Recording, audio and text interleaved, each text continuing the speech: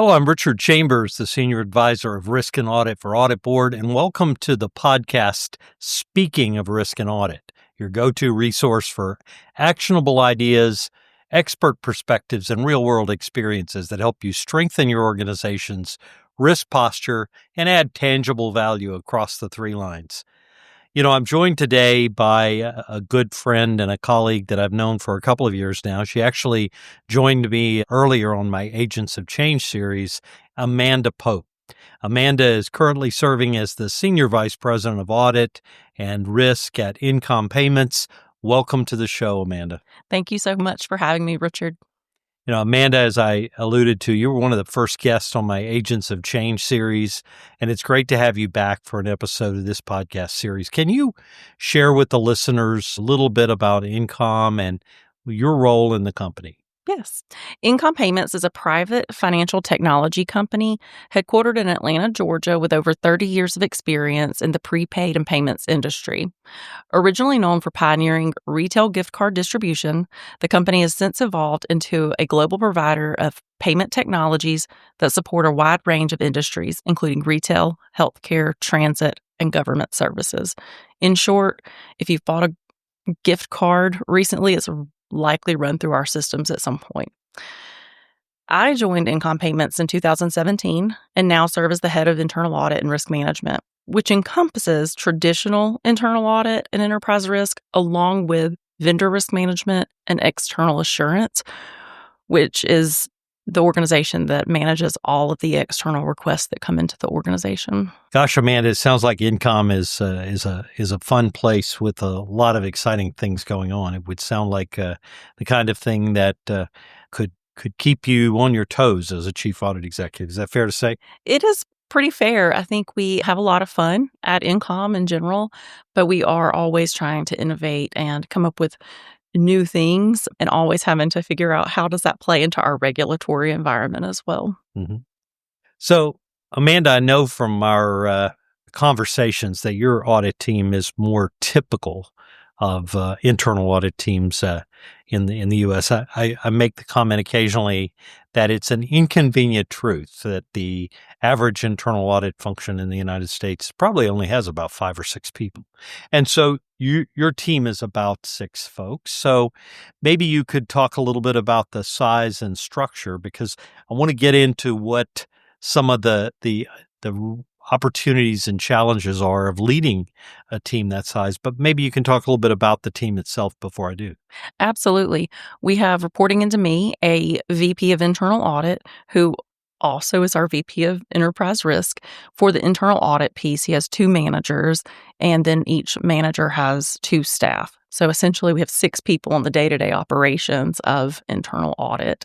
One thing that we do that I think helps us is we don't have financial auditors, operational auditors, and IT auditors. We just have auditors. So that helps us keep our staffing lower and helps build the repertoire of our auditors. They can do any audit we put them on. Right.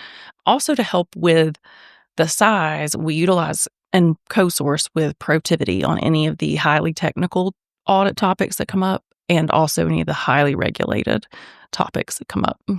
But I think what you touch on there, and it's very smart, because if you have a smaller team, if you have a team that you don't have dozens or hundreds of auditors, you can't really afford to have people specialize, because you need to have a team that is capable of addressing kind of the full portfolio of risks that might come along. Is that fair to say? It is very fair. And so they not only have to understand audit across those different types of audits, but understand our business. There is no one person on our team who only understands one part of our business. They have to understand the entire business, how it all works together, how IT supports the business, how the dollar gets from someone buying a gift card to our financial statements and all of the players in between.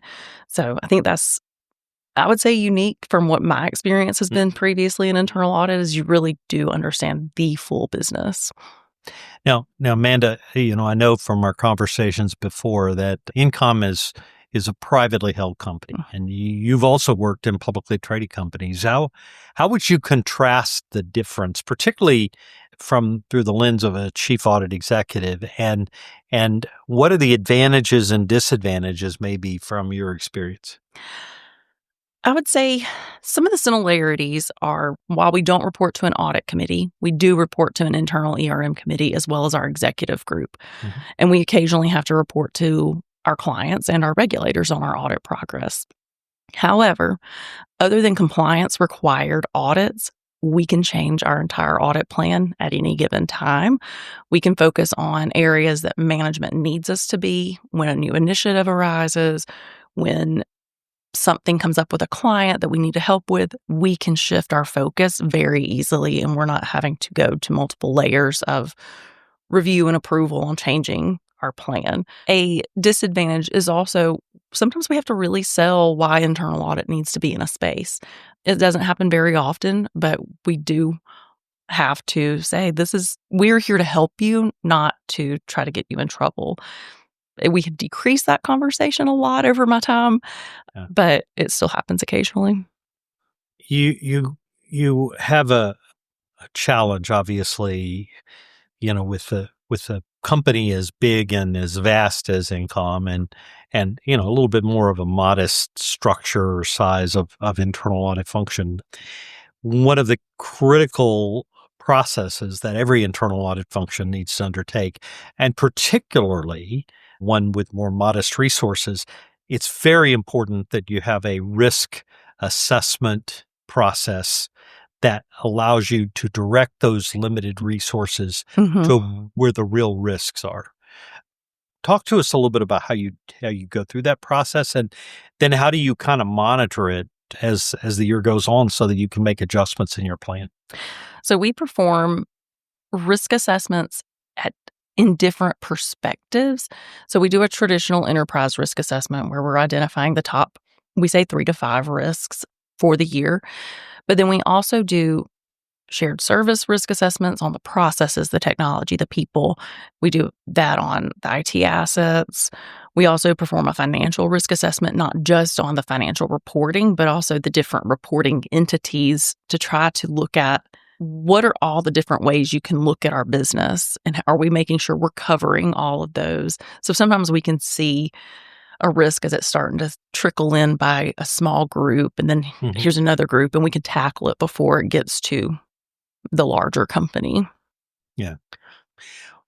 Monitoring on an ongoing basis. Monitoring. So we have, out of our risk assessments, we report high risks or high level risks, or the critically rated risks, I should say.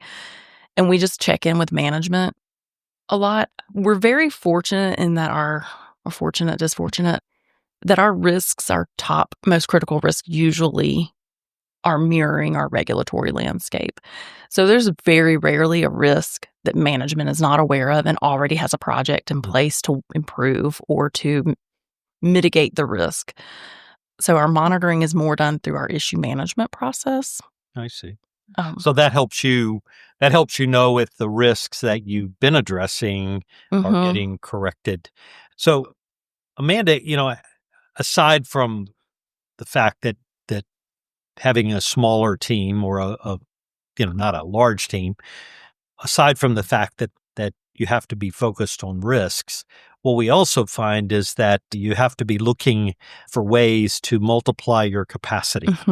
And technology is often seen as a huge capacity multiplier. That is, if I can leverage technology, I can do the work of 10 internal auditors, maybe with 6. So talk to me a little bit about how you leverage technology and what emphasis there is there in using technology with your team.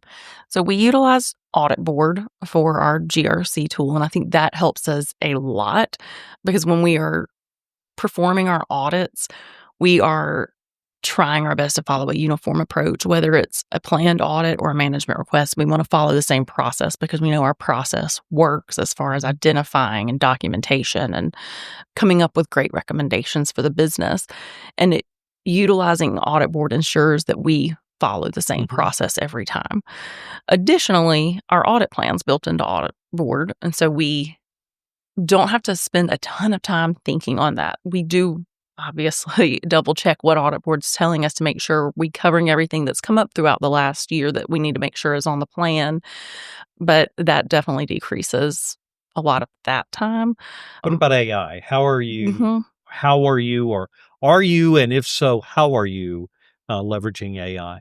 We are using AI. We are using the AI that's built into AuditBoard. Another great plug for AuditBoard. We right now are looking at how well is it writing our controls and our narratives. So I hope to see some more efficiencies gained in that over the next year. We may be a little slower to implement these tools and to fully accept the new capabilities, but we're trying. Yeah. Well, it sounds like you're making some real progress on AI. You know, when I think about AI and what it presents for the profession, there are a lot of people who feel like that it presents risks, and people are murmuring about whether AI could lead to the demise of internal audit.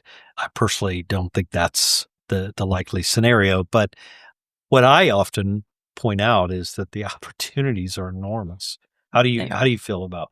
I completely agree. I think as internal auditors, I agree with your statement also that AI is not going to take our jobs from us. I think there always has to be somebody that's looking at the results of AI to make sure it makes sense. But also, we've got to be prepared to have the conversations with management and help them figure out how could AI be useful to you. But not only that, what are the regulations around AI? What are the controls that we need to have in place around AI? What does the governance aspect look like around AI, and having those conversations? Because I think that's usually the first thing that people forget is regulation and data privacy, and that's not going away anytime soon. So making sure that as you're using AI for business, that you're using it in a way that is maintaining the security of your data and your confidential information. Great advice. Great advice. You know, Amanda, I've been asking my podcast guests as sort of the last question in the interview or the discussion. Well, what are you most optimistic about for internal audit as a profession over these next 5 years? And by contrast, what concerns you the most? What would worry you the most about the potential path that the profession's on? I think the biggest opportunity is AI. I mean, we've already talked about that, but I do think that has so many opportunities to help us and help us help our businesses. So that I think is important. And I'm always trying to push people. Well, did you look at this? Did you look at that? Did you research on AI? Like, I use AI daily, even for simple things. And I encourage everyone to do the same. For risks, I mean, cybersecurity and privacy are not going away. So we always have to maintain that level of knowledge, make sure that we're experts in it as well, even if we're not running those departments. I think, and it's just, to me, continuing to get harder because of all the regulation that keeps coming up, and just making sure the businesses are prepared for when a cybersecurity event happens. Sort of where was the internal auditor's risk? You don't want to get caught in a situation where you weren't looking at something that really did present extraordinary risk. And then if it implodes, if there's a risk-induced event, you don't want people saying, well, Amanda, why didn't your team look at that? Right? Right. Exactly. Yeah. And I think that should be on top of every chief audit executive's mind. Well, Amanda, I can't thank you enough for coming back and spending another conversation or having another conversation with us here on the podcast. Thank you again for doing this, and we wish you all the best in leading your team going forward. Thank you again, Richard. It's always a pleasure working with you. Thanks. And for AuditBoard, I'm the Senior Advisor for Risk and Audit, Richard Chambers.